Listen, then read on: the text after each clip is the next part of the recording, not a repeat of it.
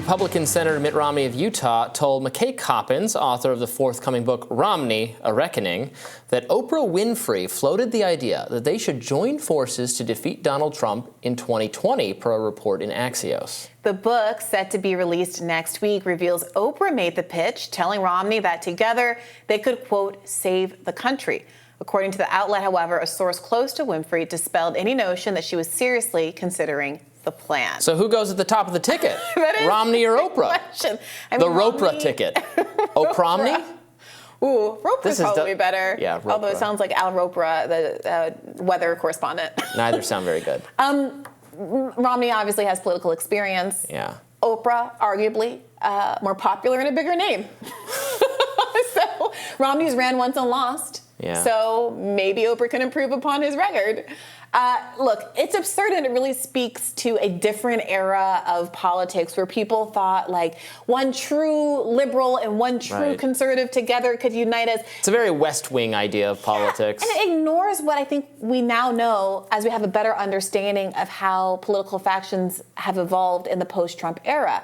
Trump was largely unpredictable to people because they didn't realize that there was this economically populist right that was hanging out with the Republican Party despite supporting some more big government policies that are frankly populist in nature. They like labor, they like unions. We're seeing this play out as all of these strikes happen across the country, but they were more culturally conservative. They were invisible in the public sphere and really had nowhere to go until Trump came along and said, hey, NAFTA was bad actually, and maybe we should build a border wall. And to still not be trying to figure out what those people want, or so many disaffected people with populist left-leaning interests that aren't also reflected by the Democratic Party because we have two corporate parties, and instead fantasizing about Mitt Romney and Oprah coming together in this way, I can't believe they're still missing it. Right. And you know, you're exactly right. I mean, what would their policies be? I presume Oprah, a Democrat, and Mitt Romney, a conservative Republican, they would have an enormous gulf of differences on policies which actually matters. People pretend it's all personality-based. People, you know, anti-Trump people, I'm imagining their pool of prospective voters are basically, you're never Trump Republicans and you're, you know, centrist liberals or something. For them, it's all about personality, and they just detest Trump the human being, and you like the vibes of Mitt Romney because he's congenial, and the Oprah vibes, and that sounds fun. But again, this would be picking the policies of the federal government, and clearly theirs would obviously conflict. Even in the pre-Trump era, in just like modern political history, there's no more unity party stuff for exactly that reason. You have to have the president and the vice president the cabinet's got to be united on like what they actually want the federal government to do. You can go back to like examples in more distant American political history where they didn't do this and it like blew up in their face, because initially the vice president was just the runner-up in the election. So you had, you know, Thomas Jefferson was vice president to John Adams, even though they had completely different policies. When William Henry Harrison picked John Tyler to be his VP, and then died immediately, and it turned out John Tyler had exactly opposite political views. Lincoln had put a Democrat on his team for like a unity party in the face of Civil War, and then was assassinated, and then again had someone spearheading the Reconstruction effort that was totally at odds with the entire administration. Like, it just doesn't work. You can't do it. Yeah, look, although I will say on healthcare that might be united, since our current Obamacare system is in fact Romney care. I don't know what they would do about abortion. That seems like a pretty big issue in America today, and one that Romney has been very consistently against as a matter of personal religious principle. I do think, ironically, two uber wealthy people like Romney and Oprah do have a lot in common. I think they could agree on not raising taxes on the rich and the things that the corporate duopoly always agree on, and that's part of what's so sad about it. I do think it's easy for someone like Oprah to imagine a world where they can get along with Romney because he seems like a nice, polite, reasonable guy who also wants to largely maintain the status quo that both of them have benefited under enormously. But that is in the opposite place of where the populist energy of most of the public is right now. Trump did better than Romney. They both ran for president. Romney lost, and Trump won. Now, I think Romney had the harder political opponent to be. He had an incumbent Democrat, Barack Obama, a uniquely talented political actor. So it was a tougher race.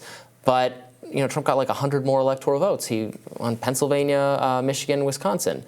Now, that's not to say there's like no lesson, I think, that can be learned from Romney's sort of behavior or habits or manners. A lot of very pro-MAGA Republicans act like Mitt Romney is like human scum, like they hate him to a degree that is almost unfathomable to me.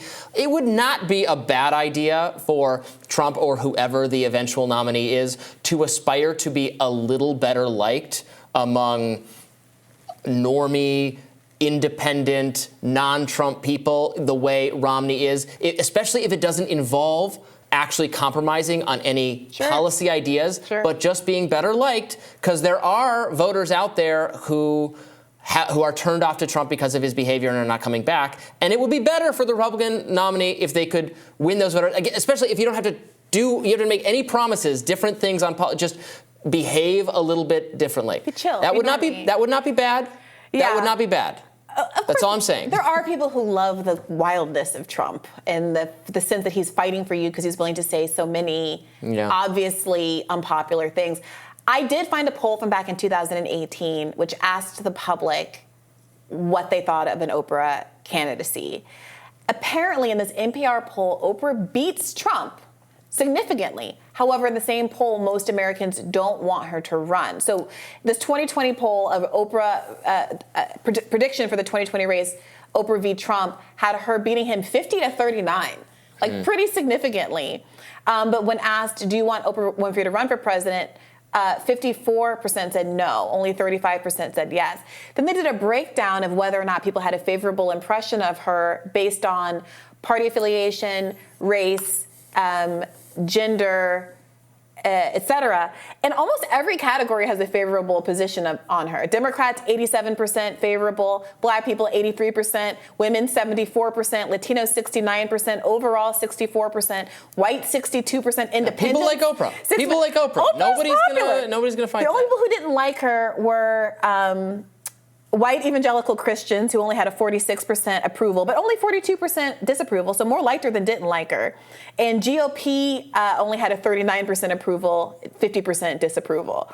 But those are good numbers. And frankly, if that's what we're looking at, and we're looking at Joe Biden's poll numbers by comparison, if any of this 2018 stuff holds up from a pure desperation from a Democratic Party standpoint, this isn't the wildest idea anybody ever had. Well, and Trump has shown that there's the skill sets overlap. The skills that it takes to be a very successful TV personality are compatible with successfully running for office. Because you have to be good on TV. You have to be good at communicating. He's obviously good at that.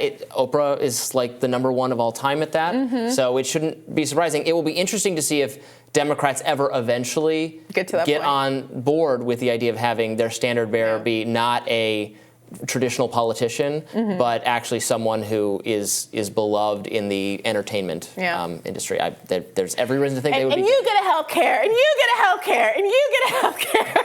Oh boy. Hey, I vote for that. Well, as long as and you get a Ukraine war, and you get an Israel war, and you get Taiwan war, and you get, I don't know. That's both parties. We'd have to see. Well, tomorrow on Rising, journalist Michael Schellenberger will be back with us for an update on online censorship amid the Israel-Gaza conflict. Be sure to like, share, and subscribe so you never miss any content. And for those of you who like to listen while you're on the go, we are now available anywhere you listen to podcasts. Have a good one. See you tomorrow.